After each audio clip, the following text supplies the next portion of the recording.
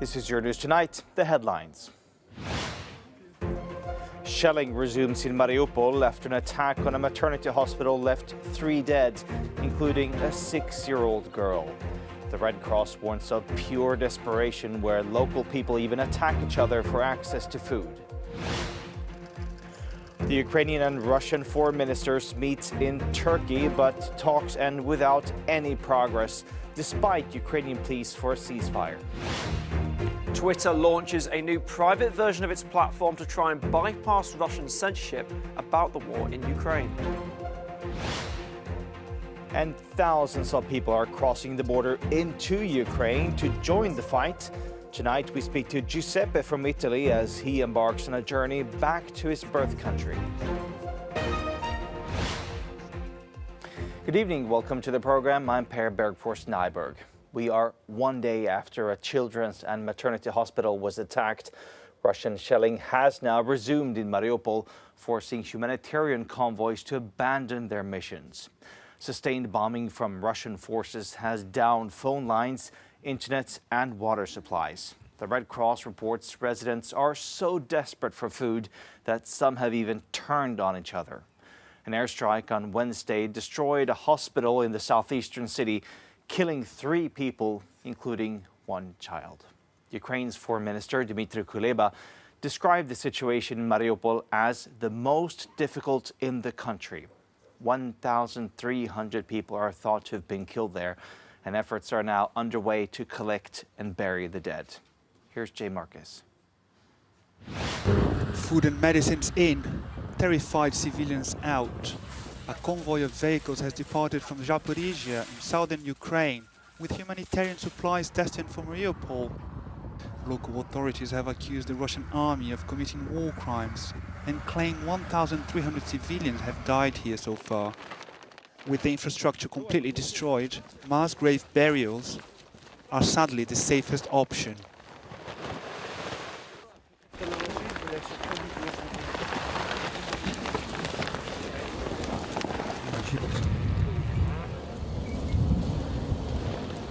I want for this to be finished. I don't know who's guilty, who's right, who started this. Damn them all, those people who started this. What do I feel? I have to live on. Sandwiched between Crimea and the Donbas region, Mariupol has been one of the hardest hit cities since the war began on February the 24th. At that time, it had 500,000 inhabitants. I'm Tanya Bonda, and my children are still alive. I have 9 kids. Pray for Mariupol. We are being bombed from all directions. Pray for mothers with children, please. It's very hard here. We have no water, no food, no electricity. It's so scary.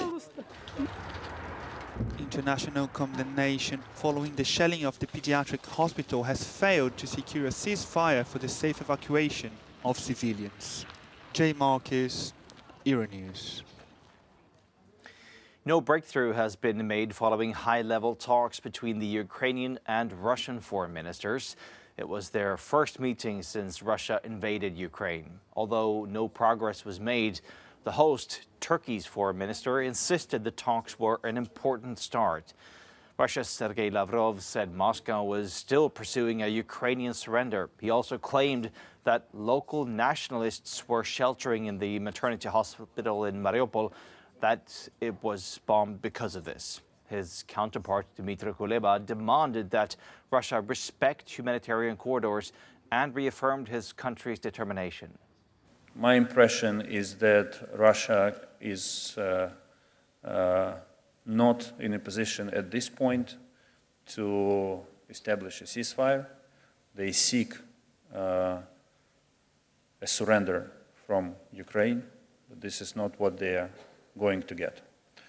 Ukraine is strong, Ukraine is fighting, Ukraine made Russian initial plans fail. We are ready to seek balanced diplomatic solutions to put an end to this war, but we will not surrender. Now, let me bring in our correspondent, Sasha Vakulina, who joins me here in the studio. Sasha, so no breakthrough following these talks today? No, none whatsoever. And that was the highest level meeting ever since the beginning of this war. You know, it's interesting how this meeting today, nobody had any hopes about the solution to the war. The main issue during these conversations and the talks in Turkey today was to secure those humanitarian corridors. And yet again, that didn't happen because Russia again repeated the demands and Ukraine repeated they're not going to respect those demands because this is, of course, the full surrender for Ukraine. This is not going to happen. Now, we've heard today from the Red Cross talking about the desperate situation in the city of Mariupol. How have these corridors that you're talking about been working today to evacuate civilians? I'll show you this because we do have an update just recently regarding some of those corridors. Now, first of all, the corridor from Sumy to Poltava, it's this one. 60,000 people evacuated in 2 days, and they did manage to also deliver the humanitarian aid, that's food, water, and mats into the area. The towns around Kiev, including Borodyanka, which you can see here on the map, 3,000 people evacuated yesterday. The evacuation is still on, and the Ukrainian government managed to deliver the humanitarian aid with food, water, and mats in there as well. Altogether, so from this area, that's altogether around 20,000 people as of now. Energodar, this is the place close to Zaporizhia. This is, of course, the place of the nuclear plant. They did manage to deliver help. We don't know yet about the evacuating much of the people from there. And, of course, the corridors that did not work, these are the eastern directions. The first one is Volnovaha to Pokrovsk. This is this side, this is this corridor. This did not work. And the Ukrainian authorities said that they've been trying to deliver the food, the help there, and to evacuate the people from there since the 5th of March. Still no success. And of course, there was a special address regarding Mariupol. And Ukraine's deputy prime minister addressed the international community, but she said, now I'm addressing not the leaders, I'm addressing the people, so that the people can press their leaders into doing more to secure those corridors, to deliver food. And we've heard from the Ukrainian authorities, from the people on the ground in the report just now, and from the Red Cross, indeed, the city is really in a very hard situation with hardly any food and water. Now, you've also heard about a different type of corridor, a so-called green corridor that is supposed to allow people to leave. Tell us about that. Yeah, that's according to the head of Mykolaiv region, Vitaly Kim. So he posted this on his social media today, saying that there is a group of Russian soldiers that are currently between the two regions in Ukraine. So they are, according to Vitaly Kim, between the regions of Kherson and Mykolaiv. As you know, Kherson is under Russian control currently. There are Russian forces and troops in Kherson city. So what he says is that there is a group of Russian soldiers that are right at the border of the regions. He says these soldiers do not want to go further. They do not want to attack. They don't want to go further towards Mykolaiv. But they cannot go back to Kherson because they're being threatened by the other Russian troops there. They can't surrender. And he said that he will speak to the central government in Kiev, to President Zelensky, in possibly allowing these people to leave. Now, the message here is to all the Russian troops and forces in Ukraine. If you have not opened fire, if you haven't attacked yet, if you don't want to attack and all you want is to go home and save yourself, they are trying to get this delivered to them. Now, of course, we're going to hear more details tomorrow. He said that he's going to get back with this tomorrow to the audiences, to all of us, to get the details, because, of course, this is also very complicated logistics in how they can contact some sort of a hotline, some phone number, to be granted these green corridors. Sasha Vakalina, thank you so much for that update. Now, after the talks in Turkey, Lavrov insisted that Western powers have been behaving dangerously by supplying Ukraine with weapons. He says the invasion, which Russia has been calling a military operation, is on track, while repeating Moscow's false claims that Russia did not invade Ukraine and is only seeking to rid the country of Nazis. As for your question about whether we are planning to attack other countries, we are not planning to attack other countries. We did not attack Ukraine either. We explained on numerous occasions that was a situation that posed a direct threat to the security of the Russian Federation. Those claims there by the Russian Foreign Minister Sergei Lavrov. Let's turn over now to reporter Galina Polonskaya, who joins me now live. Galina, how has this meeting been reported in Russia? Hello, well, Russian state media are showing and quoting the Russian Foreign Minister Sergei Lavrov, and here are just some titles from the Russian press. Lavrov called the maternity hospital in Mariupol a military base for nationalists. Lavrov said that Ukraine had planned to attack Donbass, and one of the most popular quotes is what we have just heard now, is that Lavrov said that Russia did not attack Ukraine. As he explained, Ukraine was a direct threat to Russia, and he was answering a question of a Turkish journalist. She asked whether Russia planned to attack other countries. Sergei Lavrov, during this press conference, also said that Russia's position on humanitarian corridors is still valid, but he stressed that the routes are to be determined by those who control the situation on the ground. He also said that he did not believe that there was a threat of a nuclear war. And Galina, today we also heard from the Russian President Vladimir Putin trying to reassure his population over what he called unfriendly steps against Russia, referring to those sanctions there. What's he doing now to try to bolster the Russian economy? Well, Vladimir Putin today held a meeting with the government. It was televised and showed by the Russian state TV.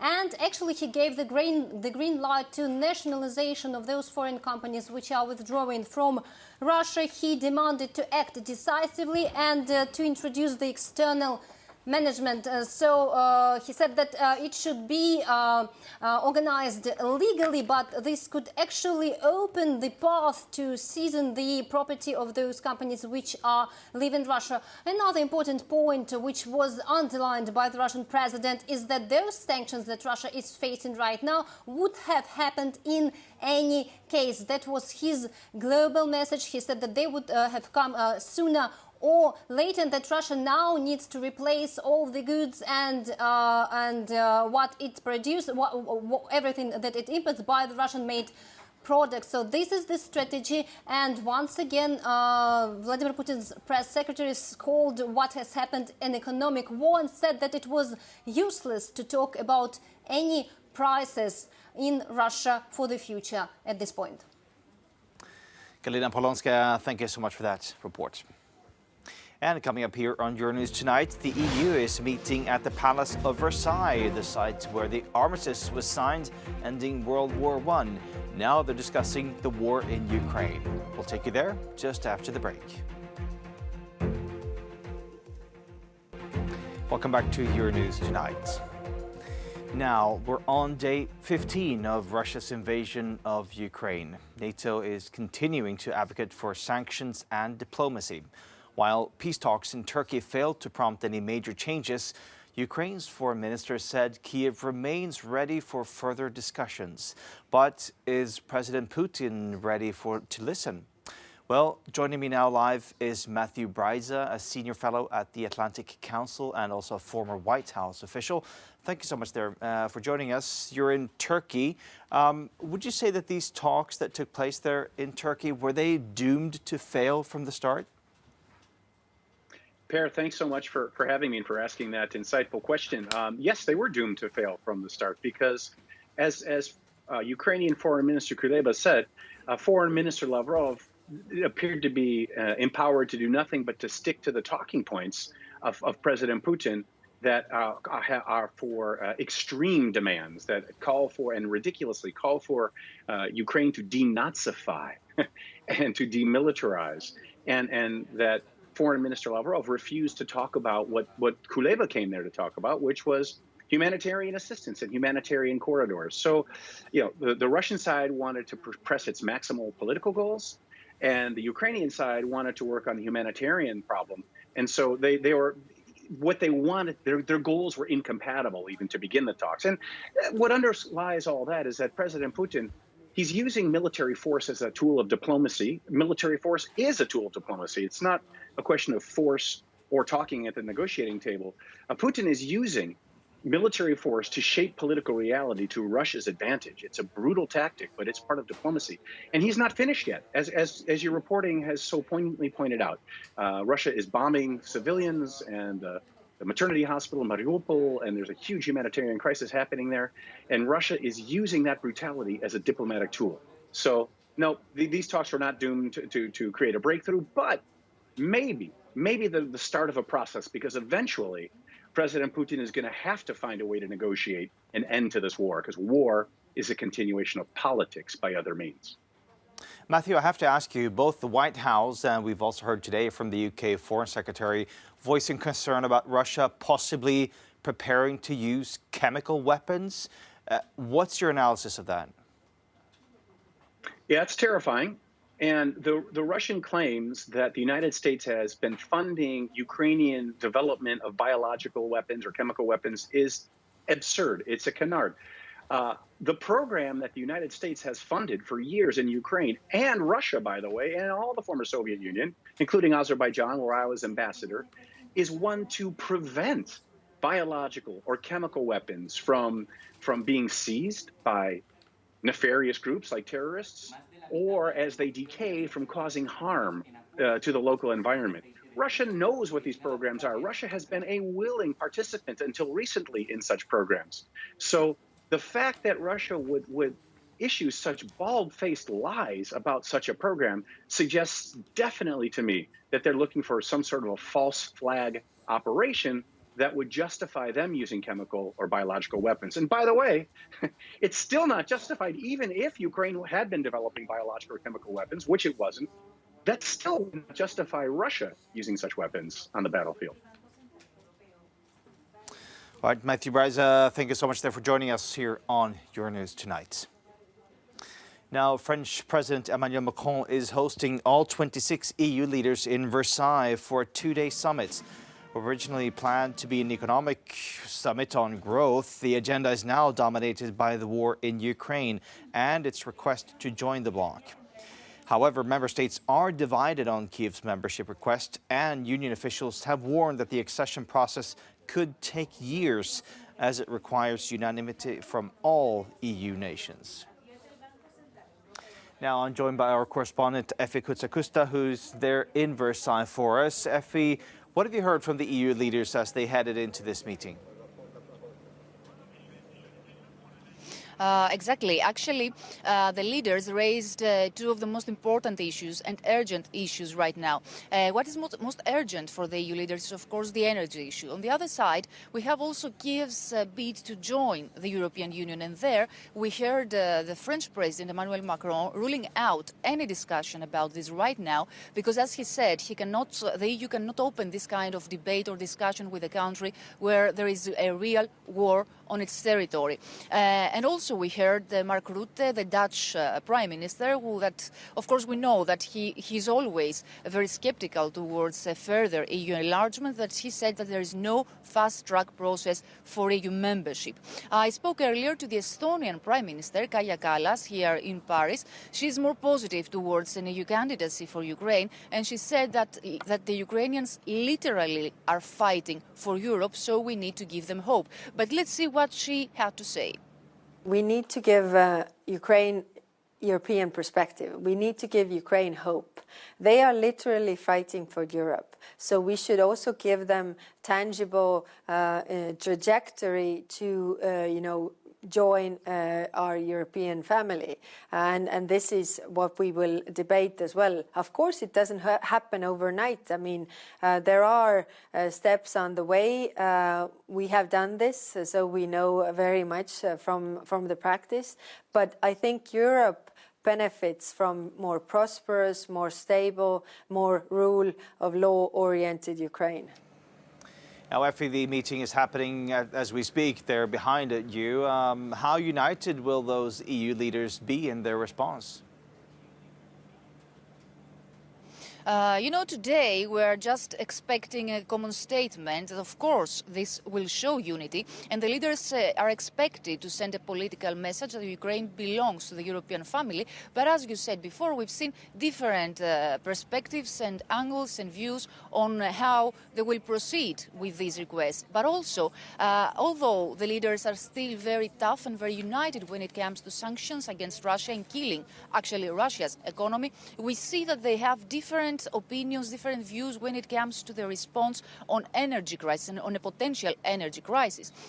We saw, for example, a group of countries, especially of the south, including Greece, Italy, Spain, and possibly France, that are pushing for issuing common debt, large-scale bonds, in order to actually finance defense and energy spending. But this is a first debate which is going to be launched today, and we'll see how it will elaborate and evolve over the coming weeks. Back to you. Effie, thank you for that report live from Versailles. And still to come here on Euronews tonight, much more news. Do stay with us. Welcome back to the program. Twitter has announced a privacy-protected version of its site to bypass surveillance in Russia. The social media platform was recently restricted in Russia as part of a crackdown on the flow of information about the war in Ukraine. Now here's Matthew in the Cube with more. Matthew? Well, Per, since the very start, Russian state media and the Kremlin have referred to this war in Ukraine as a, quote, special military operation. Since then, Moscow has also cracked down further, not just on news outlets, but also social media platforms. And in recent days, we've seen a number of people trying different ways to circumvent this Russian censorship and provide independent information about the war in Ukraine. Well, now Twitter has announced a new privacy-protected version of its platform in an attempt to try and bypass Russian surveillance. It was unveiled on Twitter's behalf by the internet security expert Alec Muffet. But what exactly does it mean, a privacy-protected version of Twitter? Well, it's what's referred to as an onion service, which Russian users can access if they download the Tor browser. Now, this browser gives them access to materials on what is known as the dark web, where online users can remain anonymous, either for their own safety or where a website has been blocked by the Russian government. And the main difference, essentially, is it's not twitter.com, but it is now twitter.onion. And the social media platform says it has been working on a project like this since before Russia launched its invasion in Ukraine 2 weeks ago. Per, we've seen various attempts by the West to try and circumvent this Russian censorship and provide independent information to Russian people about the war in Ukraine. Twitter, for their part now, launching a privacy-protected version to try and ensure that Russian users can get back on their site. Matthew, thank you. And we'll leave you with a note comment from the Kiev region, where refugees have been using humanitarian corridors to escape the capital. Thank you so much for watching Euronews Tonight.